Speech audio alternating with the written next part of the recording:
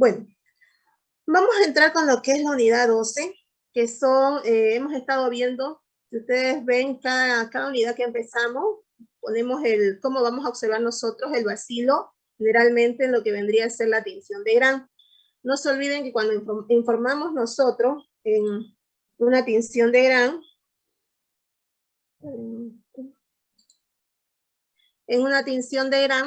nosotros, la tinción de Gram, ¿qué va? Esta es la tinción de Gram, ¿no es cierto? Es como ustedes que tienen un nombre y un apellido, ¿no ven? Ustedes tienen su nombre y tienen su apellido. Entonces, aquí el nombre reemplaza la morfología que ustedes observan en el Gram. Eso siempre ustedes tienen que informar, morfología. Ese vendría a ser el nombre, digamos, en la tinción de Gram. Y el apellido vendría a ser si es Gram negativo o si es Gram positivo. Y si ustedes ven, hemos estado viendo en todo lo que es esto, cuando ya hemos estado hablando de bacterias, desde los estafilococos, estreptococos, listerias, Corynebacterium, bacillus, ¿no es cierto? Hemos estado viendo lo que dice el inicio del tema, bacilos gram positivos, ¿no es cierto? Ahí ustedes en la tinción de Gram no pueden decir si son aerobios. ¿Por qué? Porque eso es dependiendo de las necesidades de oxígeno de la atmósfera, ¿no es cierto? Entonces, en la tinción de Gram solo va esto, que vendría a reemplazar, por decir, el nombre, y esto que vendría a ser su apellido en la tinción de Gram. ¿Qué es esta bacteria que nosotros vamos a ver en esta unidad?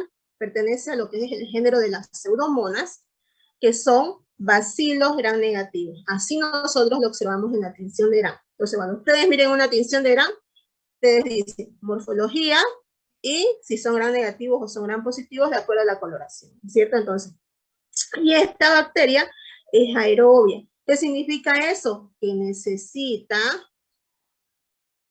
oxígeno, ¿no es cierto? Necesita oxígeno para poder desarrollar. Entonces, son gram negativos, tienen la morfología alargada de ser bacilo. También reciben una denominación, un nombre que se las conoce como bacilos gram negativos no fermentadores. ¿Por qué este nombre de no fermentadores? ¿A qué se refiere eso? Hay otra unidad que vamos a ver mañana, que se llama, que es el grupo de la familia Enterobacterias. Y esas enterobacterias, como ya decimos, familia, hay muchos géneros dentro de esa familia. Entonces, pero todos los géneros de esa familia fermentan lo que es un carbohidrato o un azúcar que es la glucosa, pero son bacilos gram negativos, al igual que esta pseudomona. Entonces, esta pseudomona, estamos viendo acá, se diferencia de esos que están en esa familia que vamos a ver mañana, en que estas no fermentan la glucosa. Por eso se reciben el nombre de no fermentadores, ¿ya? Pero si nosotros lo observamos en la tinción de Gram, son idénticos al grupo de la familia Enterobacteria. ¿Cómo se diferencian entonces esos bacilos gram negativos que pertenecen a la familia Enterobacteria de estas otras gram negativas que son pseudomonas? Porque estas de acá no fermentan la glucosa, ¿ya? Por eso se reciben el nombre de no fermentador. Estas desarrollan muy bien en lo que son medios comunes, en el agar McConkey, agar sangre, agar chocolate, van a crecer perfectamente. Estas bacterias, lo que vendrían a ser las pseudomonas, van a utilizar para su nutrición, para todo su proceso metabólico, para poder desarrollarse y crecer, ¿no es cierto? Hidratos de carbono. Utilizan también sustancias que contengan alcoholes, aminoácidos. Ustedes saben que los aminoácidos son la fuente de proteínas, ¿no es cierto? Entonces, utilizan estas sustancias de acá para adquirir energía para todo su proceso metabólico. ¿Qué es el metabolismo? En el cual la bacteria va a adquirir esos alimentos del medio en el que se encuentra. ¿Para qué? Para multiplicarse, desarrollar y crecer, ¿cierto? Otra característica que presenta esta bacteria es que puede crecer, al igual que la listeria, puede crecer en amplios rangos de temperatura. Puede crecer en temperaturas desde los 4 grados centígrados hasta los 42 grados centígrados. pero su crecimiento óptimo, el que nosotros hacemos dentro del laboratorio, cuando lo incubamos dentro de la estufa, es a 37 grados centígrados, ¿ya? Entonces, esa es las características más importantes. Hay una prueba que se conoce como la prueba de la oxidasa, y ustedes la han visto en un video anterior que hayamos mencionado, donde estaba la prueba de la oxidasa, catalasa, y la prueba de la coagulasa, si no me equivoco, estaban las tres pruebas en un video. Entonces, esa prueba en la cual se utilizaba una tirita en el video y marcaba de un color púrpura, es la prueba de la oxidasa. ¿Por qué? Porque esta bacteria tiene la enzima citocromo oxidasa que va a desdoblar el compuesto que está presente en ese reactivo. Entonces, estas bacterias, las pseudomonas, son, si vamos viendo ya sus características, son no fermentadores. ¿De qué dijimos? De la glucosa, ¿no es cierto? No fermentan la glucosa. Son oxidasa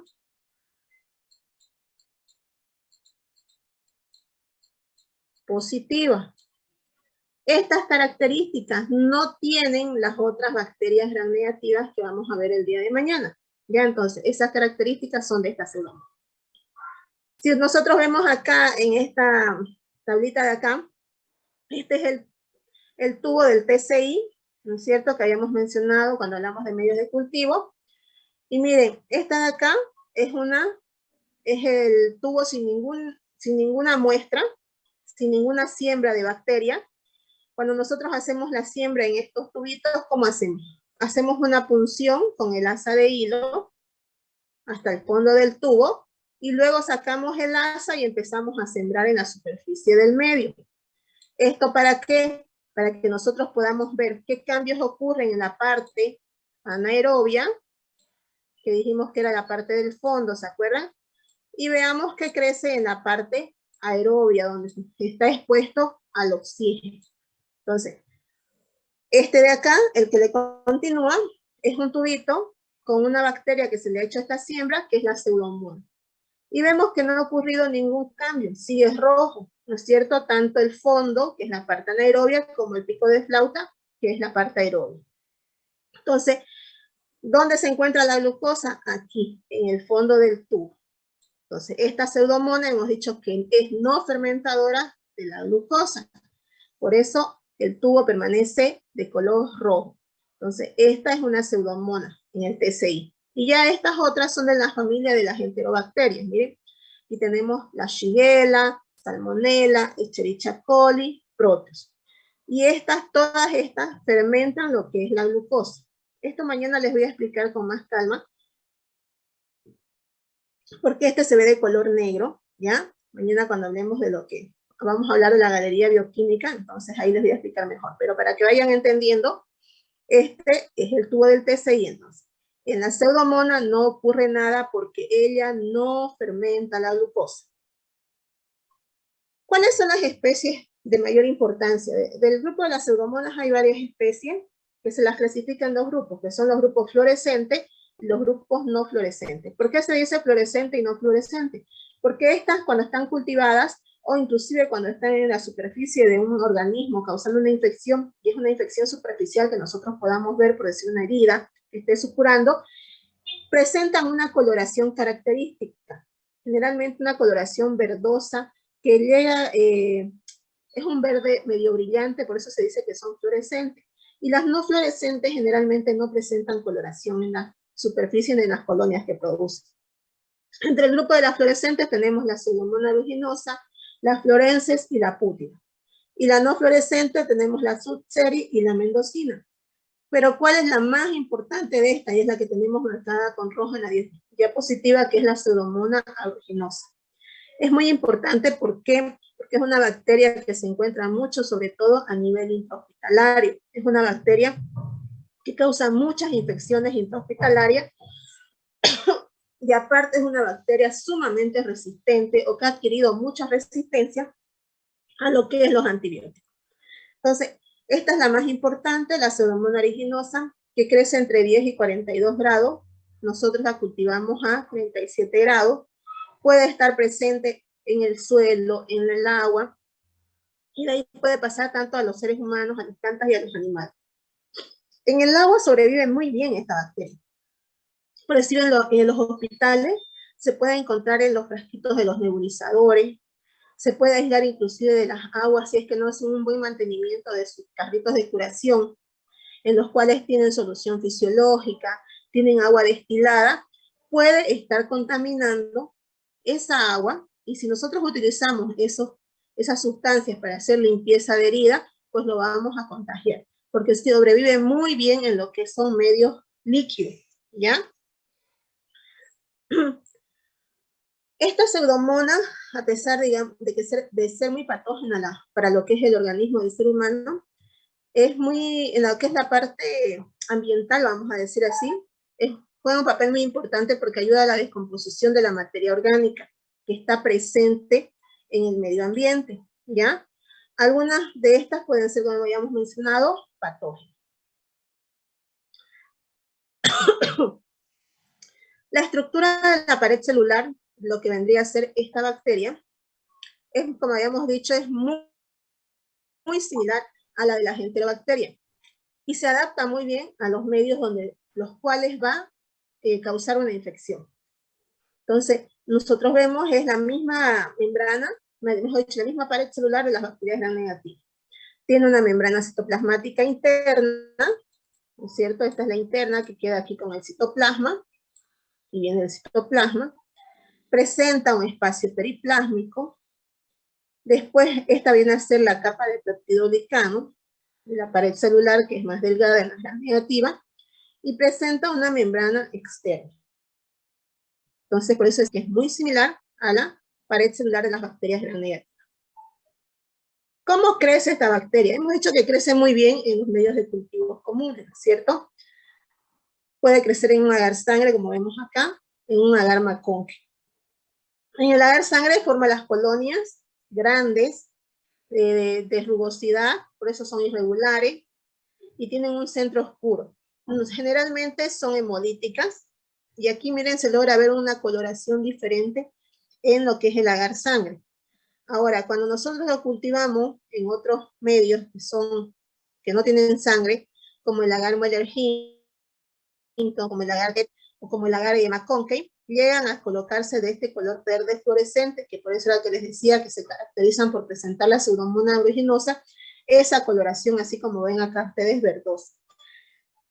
Y eso lo hace gracias a la presencia de un pigmento que es la tiocianina, este pigmento que ven acá. Y también ese pigmento, aparte, tiene acción bactericida, puede eliminar las bacterias que estén alrededor como si fuera normal, y también tiene la fluoresceína. Entonces, esos dos pigmentos hacen que se pueda observar esta coloración en las placas de cultivos de la pseudomonas aeruginosa. Y cuando nosotros observamos una lesión superficial, por decir, una vez yo vi una lesión que era en el cuello de una paciente que había tenido una cirugía de tiroides y se le produjo una herida grande en el cuello. Entonces ella se infectó dentro del hospital, y esto era dentro del hospital oncológico, se le infectó con pseudomonas. Y yo cuando la observé a la paciente, se observaba la característica, ese color verdoso brillante en la superficie de la herida. Entonces, uno con eso puede sospechar que puede ser la pseudomonas por lo que es característica su coloración. Su patogenicidad. Esta pseudomonas tiene flagelo, por lo tanto es mótil. Hemos dicho que entonces son móviles. Habíamos mencionado que era oxidasa positivo, aparte también es de la prueba de la catalasa, igual es positiva, no presenta esporas. Algunas de estas tienen cápsula, en este caso su cápsula, han visto que la mayoría está formada por polisacáridos, habíamos visto otra que estaba por polipéptido, que era el de ácido glutámico, ¿no es cierto? Y esta es por exopolisacáridos. Entonces, esa cápsula que está formada por esta sustancia, los exopolisacáridos, le ayuda a que esta bacteria se pueda adherir fácilmente a los sitios donde va a causar infección. Esa cápsula le ayuda a evadir la fagocitosis. Hemos dicho que generalmente todas las bacterias que tienen cápsula evaden el proceso de defensa de nuestro organismo. También va a evadir el accionar de los anticuerpos que formamos en nuestro organismo. El sistema del complemento también lo va a evadir, por eso es que es altamente patógeno. Y el problema radica también en que adquiere con mucha rapidez lo que es resistencia a los antibióticos. Entonces, ¿qué hace esa cápsula que presenta? Hace que ella se pueda adherir fácilmente al sitio donde causa la infección y tiende a formar como un biofilm, como una capa protectora. Ya cuando están acumuladas se forma como un biofilm. ¿Cuáles son las pruebas de identificación? ¿Qué métodos utilizamos para identificar al género Pseudomonas? Principalmente la Pseudomonas aeruginosa. Esto son pruebas bioquímicas, oxidasa, ya hemos dicho que es oxidasa positiva, no fermenta glucosa, no forma gas, hemolíticas en agar sangre. Si nosotros hacemos la prueba de indol, es negativa, rojo de metileno negativa y Bojes por Crauer negativa. Ya todas estas pruebas de acá son negativas. Estas pruebas también se las utiliza para lo que es la identificación de la familia de las enterobacterias. Aquí podemos ver, miren, la prueba de rojo de metilo consiste en un medio, como el que observan acá, que este va a ser el inicial, este es el medio de control, y nosotros agregamos, ¿de dónde colocamos acá? ¿De qué muestra hacemos nosotros todas estas pruebas? Todas estas pruebas nosotros hacemos de una colonia aislada. Estas son las colonias, ¿no es cierto?, que hemos visto en varias imágenes que están en las cajas PET. Todas estas pruebas se hacen de estas colonias, ¿ya? No de la muestra clínica que nosotros llevamos al laboratorio, ya de lo que se ha aislado de las colonias. Entonces, de esas colonias nosotros agarramos y colocamos en este tubito. Dejamos incubar 24 horas y a las 24 horas observamos la reacción. Si se coloca de este color más claro, es negativa, y si se forma un color rojo fuerte, es positivo. Tenemos este, es el test de Bojes-Crauer, este de aquí que estamos mencionando. Aquí vemos, igual, colocamos la colonia y esta es negativa. Y esta sería una prueba positiva para hacer la comparación. Esta es la prueba del indol. ¿Ya? ¿Esta cómo se hace? Este es un medio que se conoce como medio zinc, que es sulfuro, indol, motilidad. Lo mismo, agarramos la colonia, pinchamos en el tubo, crece 24 horas, y a las 24 horas nosotros agregamos un reactivo, aquí destapamos y hacemos gotear, como un goterito, unas 4 gotas, y vamos a observar que la prueba, eso se llama reactivo de Kovac, y es lo que nos da la prueba de indol. Es negativa si sobre la superficie solo queda el color de reactivo, que es amarillito, y positiva si se forma un anillo de color rojo en la superficie. Entonces, la Pseudomonas es indol negativa. Aquí podemos observar el crecimiento en agar sangre, en agar McConkey, ¿ya? Y miren la coloración, característica de la Pseudomonas. Aquí en el agar sangre se observa un color diferente, pero no se llega a observar bien los pigmentos fluorescentes de la Pseudomonas aeruginosa. Otra característica que presentan las colonias de las bacterias gram negativas, de los bacilos gram negativos, es que las colonias son más grandes que los gram positivos y son más mucosas, ¿ya? Por eso decimos que forman un biofilm, ¿no es cierto? Es por esa mucosidad que presenta. Entonces, siguiendo con los factores de virulencia de esta bacteria, aparte de que presentaba la cápsula, ¿no es cierto?, de exopolisacárido, presenta antígenos, tanto somáticos y también flagellares. No se olviden que estos antígenos lo que hacen que es producir una respuesta inmunológica en nuestro organismo, ¿cierto? Presentan las fimbrias, presentan la cápsula, enzimas extracelulares, como ser, ¿qué enzimas produce esta bacteria? ¿Qué enzimas elabora? Elastasa, proteasa, la hemolicina, produce fosfolipasa C, produce un lipopolisacárido. Entonces, todas estas sustancias que son secretadas por la bacteria, pues obviamente va a ir y va a actuar sobre la célula y la va a destruir, ¿cierto? Porque produce, como decimos acá, necrosis tisular y va produciendo necrosis de los tejidos. Aquí podemos ir viendo también los factores de virulencia explicados Por decir los pilis, no se olviden que los pilis eran los como pelitos que están en la superficie de la bacteria, ¿no es cierto? ¿Qué hacen estos? Van a adherirse a la célula, porque producen una enzima que es la neuraminidasa, entonces y va a eliminar los residuos del ácido oxálico, entonces se une a los sitios en la célula, en la superficie de la célula. Presenta la cápsula, que también le ayuda a adherirse, evita la fagocitosis, inhibe la acción bactericida de los antibióticos. Tenemos el lipopolisacárido, que también secreta esta bacteria, que tiene una actividad endotóxica. La piocianina, que es uno de los pigmentos, ¿no es cierto?, que produce, que va a hacer que el oxígeno se libere de una forma tóxica. Presenta la hexotoxina, que va a inhibir la síntesis de las proteínas. La exotoxina S, que inhibe también síntesis de proteínas. Tiene la elastasa, que van a degradar una sustancia que es la elastina. Tiene una proteasa alcalina que va a destruir también sustancias que tengan como base proteínas. La fosfolipasa C, también que es una hemolicina termolábil. El ranolípido, la exoenzima. Si ustedes ven, esta bacteria es altamente patógena porque vemos que tiene muchos mecanismos de virulencia. ¿Dónde podemos encontrar? Generalmente se la considera como un patógeno oportunista porque no se la considera flora normal de nuestro planeta. Resistente a muchos antibióticos. Ya hemos mencionado que se aísla bastante en lo que son los hospitales.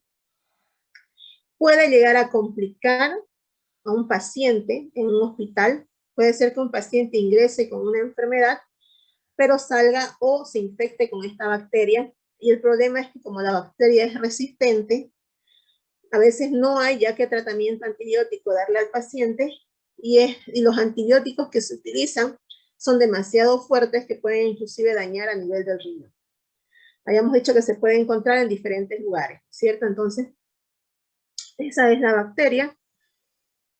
Como les mencionaba anteriormente, se multiplica fácilmente, la encontramos en nebulizadores, en los respiradores, conexiones de catéteres, en los tubos de drenaje humedecido, en los antisépticos que les mencionaba que pueden estar en los carritos de curación, ¿no es cierto?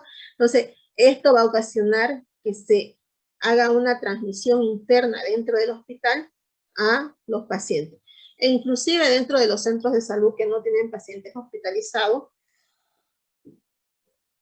si no hacen un buen proceso de desinfección y esterilización, por decir, ¿qué es lo que más se utiliza? Los nebulizadores, ¿no es cierto? Cuando uno va a veces a consulta en una clínica, en un centro de salud, que no siempre sea con internación, y uno está con problemas respiratorios, le dicen va a tener que hacerse una nebulización. Entonces, uno va al centro y le colocan la mascarilla. Entonces, y eso viene conectado con una manguera, entra directamente hacia los pulmones por las vías respiratorias. Si eso no estuviera bien esterilizado, bien manipulado, se puede decir así, o esas aguas que le agregan a los frasquitos para no nebulizar estuvieran contaminadas, pues es una forma de contraer la bacteria si estuviera presente la pseudomonas. Esta se la aísla en diferentes partes del organismo. Puede causar problemas pulmonares, puede causar problemas en las vías urinarias, en las vías genitourinarias. Como les decía una vez, nosotros, esa que les mencionaba que había observado, era una cirugía que se había producido por un problema de las hormonas tiroideas. Entonces, en las personas que están con sonda, que están con traqueotomía, están con catéteres, es su vía de ingreso predilecta. ¿En qué personas en los hospitales se encuentra más frecuentemente esta? Las personas que están en cuidados intensivos. ¿Por qué? Porque generalmente las personas que están en cuidados intensivos están conectadas a muchos equipos, ¿no es cierto?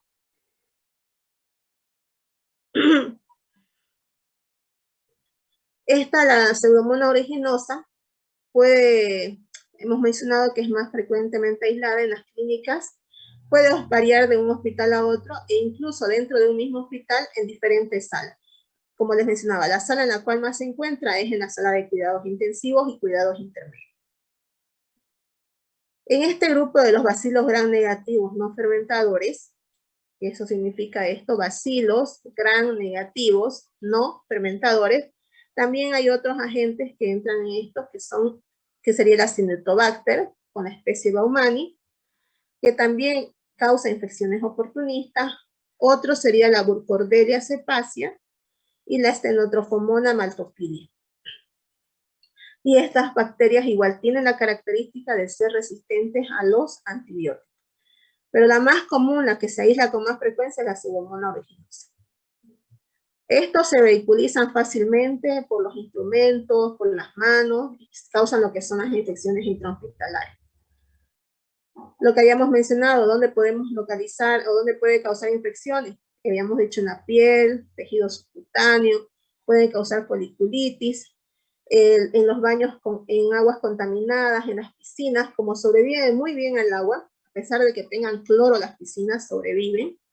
La cera que pueda estar contaminada, ¿por qué? Porque la cera es húmeda. Entonces, si la cera está contaminada y se hacen los procesos de depilación, también puede pasar por esa, puede transmitirse la pseudomonas.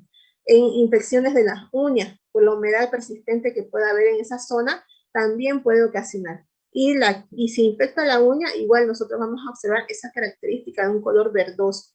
En las vías urinarias también puede estar. O sea, en el pulmón, en el oído, en el ojo. O sea, es una bacteria que puede infectar cualquier parte del organismo, como les había mencionado anteriormente. Aquí podemos ver algunas infecciones por pseudomonas. Miren, en el pie, aquí en las uñas, y el color verdoso característico por los pigmentos que produce la pseudomonas aeruginosa, por la piocianina y la fluoresceína. Aquí podemos ver lesiones en el ojo, secreciones, ¿no es cierto? Igual de un color verdoso. Aquí miren otra lesión en el pie y la coloración verdosa. Esto generalmente en los pacientes diabéticos se puede presentar.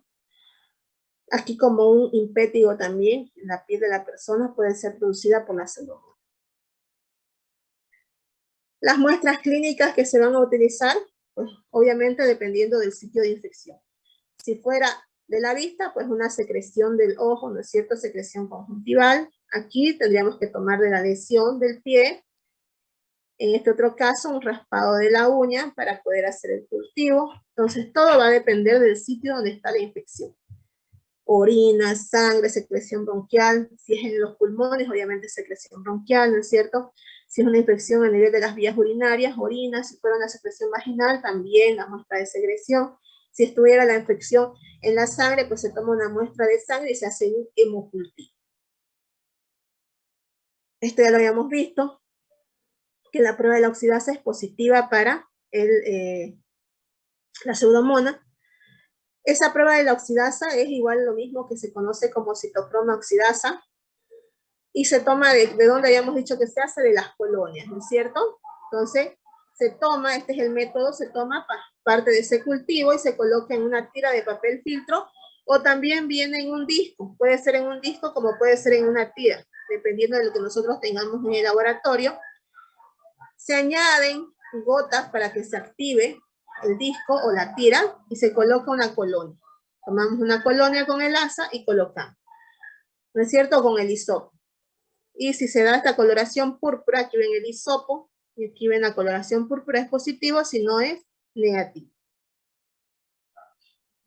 Entonces, si nos da positivo, decimos que tiene la presencia de esta bacteria de la enzima citocromo oxidasa. Esto también ya lo habíamos visto, que la pseudomonas en qué medios crece, las características que podemos observar, ¿no es cierto? Acá están. Es lo mismo que habíamos mencionado anteriormente. Esta prueba de óxido-fermentación es una prueba que también se puede hacer para la detección de una pseudomonas, y es para ver aquellos microorganismos que van a degradar la glucosa, es decir, van a utilizar la glucosa ya sea por medio de fermentación o medio de oxidación. Este medio está compuesto por sustancias como peptona, que vendría a ser la parte de la proteína, los hidratos de carbono y el agar, que es semisólido. No es un medio muy sólido completamente, sino es semisólido. Y lo que hacemos es, como les había mencionado anteriormente, hacemos un pinchazo en el tubo por la parte del centro, ¿no es cierto? Y lo dejamos incubar. Hacemos incubación, tubo cubierto o tubo abierto. ¿Qué significa eso? El tubo abierto es directamente, nosotros colocamos el asa y no hacemos más nada. Esto queda expuesto. Y en el tubo cubierto, nosotros agarramos una velita la encendemos, y ustedes saben que cuando la vela empieza a gastar, ¿no es cierto?, empieza a gotear la parafina. Entonces nosotros hacemos gotear unas gotitas de parafina de una velita aquí en el tubo para que se selle y se quede como una forma anaeróbica. Entonces hacemos por duplicado, uno con el tubo abierto que vendría a ser en aerobiosis y otro con el tubo cubierto que vendría a ser en anaerobiosis. Y dejamos incubar 24 horas. A las 24 horas observamos y vemos si en el tubo abierto se ha formado o sigue de un color amarillo, decimos que hay un proceso acidificante o un proceso ácido, y si el de al lado, que es el cubierto, que está con anaerobiosis, está de color verde, decimos que es alcalino. Entonces, el metabolismo de esta bacteria va a ser un metabolismo oxidativo. Si nosotros vemos que está amarillo, tanto el tubo abierto como el tubo cubierto, ambos han puesto el medio ácido, entonces esa bacteria tiene un metabolismo fermentativo. Pero si ambos siguen del color original, que es verde, es decir, este está verde y este está verde, entonces se dice que este no sacarolítico, es decir, que no utiliza los hidratos de carbono, ¿ya? Entonces, esta es una prueba también que se realiza para lo que vendría a ser la pseudomonas. ¿Cuál es el fundamento? El metabolismo de un azúcar o de un glúcido puede seguir, como habíamos mencionado, la vía oxidativa o fermentativa, que nosotros lo observamos con esta prueba. En la vía oxidativa, el aceptor final de los electrones que se producen en esa reacción, porque ustedes saben que todo lo que ocurre ahí es una reacción bioquímica, entonces esos electrones los acepta el oxígeno. Y por tanto, el proceso se dice que es aerobio y produce, lo que hemos dicho, acidez, ¿no es cierto? Está de color amarillo, se acidifica el medio. Mientras que en la fermentativa, el aceptor no es el oxígeno, sino es un compuesto orgánico, un compuesto que tenga moléculas de carbono, y el proceso se lo denomina como anaerobio. Esa vendría a ser la vía fermentativa. Ya sea la fermentación o la oxidación de un glúcido, lo podemos observar en los tubos con medio de cultivo glucosado. Uno que es abierto, que es el aerobio, y otro que es el cerrado, que es con la parafina. El medio que se utiliza para estas pruebas es el de Huff-Leyson, y se le añade glucosa como el glúcido, ese vendría a ser el glúcido que menciona acá, la glucosa, para observar el metabolismo de este azúcar, si es por la vía oxidativa o si es por la vía fermentativa. Entonces, este medio es el medio de Huff-Leyson, que se le ha añadido la glucosa como un glúcido, ¿no es cierto?, para observar estas vías de metabolización de la bacteria. Aquí está lo mismo, ya visto en otras imágenes. Este vendría a ser vía, ¿no es cierto? Aquí vemos ambos que están verdes, entonces es no sacarolítico, vía oxidativa. Aquí tenemos la vía fermentativa, y esto es lo mismo. ¿Cuál es el tratamiento que se le debe dar para un paciente que está con pseudomonas? Como es una bacteria que adquiere rápidamente resistencia a los antibióticos, sí o sí, para esta bacteria se debe hacer un antibiograma. Es decir, para comprobar que de verdad la bacteria es resistente, se debe hacer sí o sí un antibiograma. Ya es imprescindible hacer, cuando hablamos de sensibilidad a los antimicrobianos, es un antibiograma. ¿Qué ocurre con el antibiograma? Nosotros hacemos en medio de cultivo, hacemos una siembra masiva, es decir, colocamos con un hisopo, hacemos la siembra masiva en toda la placa, todo, que no quede ningún espacio, y colocamos los discos de antibiótico. Sí o sí, tenemos que hacer el antibiograma para ver si la cepa que hemos aislado es sensible o es resistente. Eso le vamos a incubar 24 horas y luego vemos la formación de halos o si no hay halos alrededor del antibiótico. Eso es un antibiograma.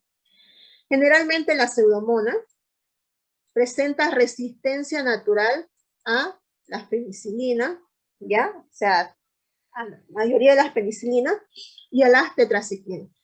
¿Qué quiere decir resistencia natural? Que ya esta bacteria nació con esa resistencia a estos antibióticos. O sea que si nosotros a este antibiograma le colocamos penicilina, estamos gastando nuestros discos en vano porque ya esta bacteria es resistente de forma natural. Si le colocamos las tetraciclinas, lo mismo, es resistente natural, o sea que estamos gastando nuestros discos en vano porque es una bacteria que ya nació con esa resistencia. Como si la bacteria es bastante resistente a los antibióticos, se debería dar estos antibióticos que son los betalactámicos de última generación y los más fuertes, los más potentes, los carbapenem. Pero obviamente que mientras más fuerte el antibiótico, mayor daño causa, ¿no es cierto? Tiene más efectos adversos.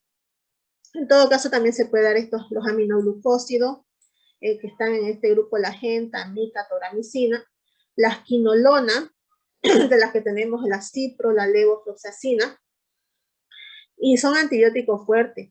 Por eso es que decimos, y esta levofloxacina ha sido bastante utilizada ahora en estos procesos del COVID. No sé si a alguien le ha dado COVID y le han dado la levofloxacina. Entonces, ese es el problema de dar los antibióticos muy fuertes, que después nosotros podemos hacer resistencias cuando tengamos contacto con otros tipos de bacterias. También el grupo de la cefalosporina, se puede dar la ureidopenicilina, también podemos darle, porque si ustedes ven acá, es resistente a las penicilinas, excepto las ureidopenicilinas, ¿no es cierto? Entonces le podemos dar los carbapenem, las polimixinas, los monomartámicos, y en último caso, cuando ya presenta demasiada resistencia, se puede dar la colistina, pero ese colistín es un antibiótico bastante nefrotóxico, pero es el que dan generalmente en los hospitales en aquellos pacientes que presentan multiresistencia a los microorganismos, le dan el colistín. Obviamente que se tiene que dar dosificando de buena manera, ya tiene que ver el médico la dosificación para evitar hacer daño a nivel de los riñones. Aquí vemos algunos de los antibióticos que podemos nosotros colocar en la placa, en el medio en el cual vamos a hacer el antibiograma. Podemos colocar la piperacilina más el tazobactam, que es un antibiótico combinado, la ceftazidima, el cepepime, el astronam, el imipenem, meropenem, amikacina, genta, ciprofloxacina. Se pueden ensayar en el antibiograma. La pseudomona, como presenta bastante resistencia, va a presentar mecanismos de resistencia a las beta-lactamasa de espectro extendido, carbapenemasa, y todos estos mecanismos de resistencia que vaya presentando la bacteria, pues lo hace resistente. Por decir, si presenta este mecanismo de beta-lactamasa, lo hace resistente a los beta-lactamos. Si tiene las beta-lactamasa de espectro extendido, lo hace resistente a la cefalosporina. Las carbapenemasa a los carbapenem. Y estos mecanismos de resistencia los podemos nosotros observar dentro del laboratorio, haciéndolo también en unas placas como si fuera un antibiograma. Esto no sé si alguna vez han escuchado, este espectro extendido son las famosas BLE. Beta-lactamasas de espectro extendido. Estas son las BLE, famosas BLE, que se dan en las pseudomonas, en las Escherichia coli, en las Klebsiella. Es bastante común ver ese mecanismo de resistencia.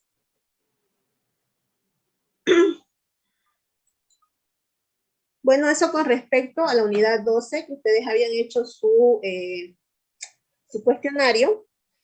Ahora vamos a ir a ver la unidad 13, que también ustedes hicieron su cuestionario.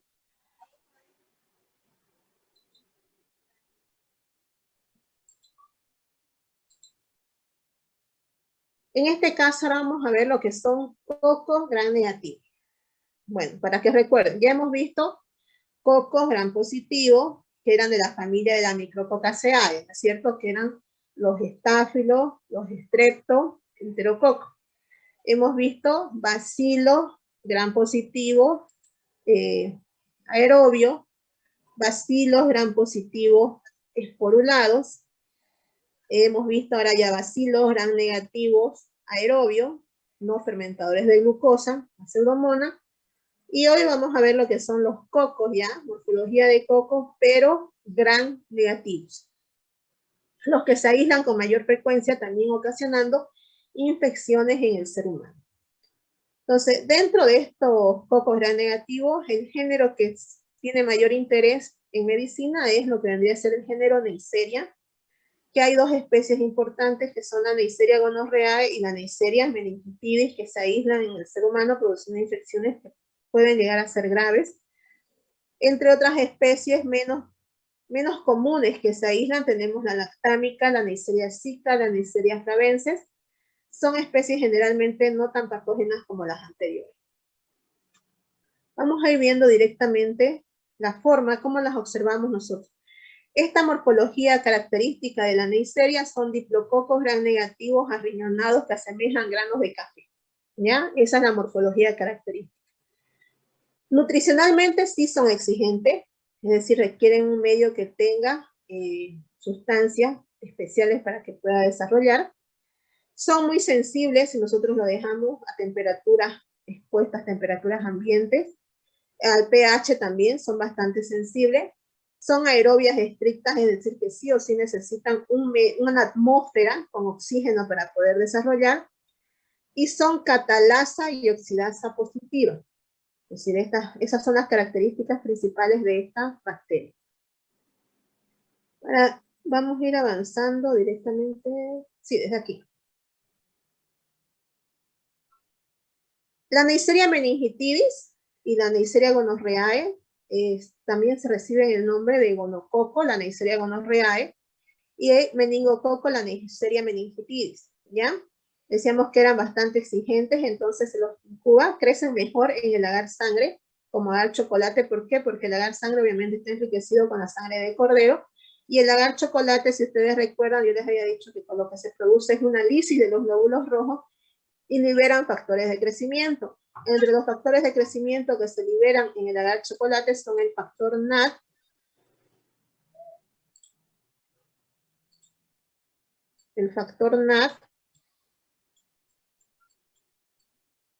y la gemina. Cuando se produce la lisis de los glóbulos rojos, estos dos factores quedan expuestos en el agar chocolate. Factor 5 se conoce el NAD, y factor 10 se conoce la gemina. Esos dos factores están presentes en el agar chocolate. Entonces, eso le provee un medio de cultivo más rico en nutrientes a la Neisseria. Y aparte de que tiene que darle una atmósfera con oxígeno, Neisseria requiere una atmósfera con CO2, con dióxido de carbono, para que crezca de mejor manera. ¿Cómo conseguimos esa atmósfera con CO2? En el laboratorio, de una forma muy artesanal, muy rápida y económica, nosotros agarramos estas latas que vienen de subsidio de leche PIL, ¿no es cierto? Y colocamos nuestras plaquitas ya sembradas aquí en la lata, y colocamos una velita en la superficie de la lata, colocamos una velita encendida y tapamos la lata. Le ponemos su tapa.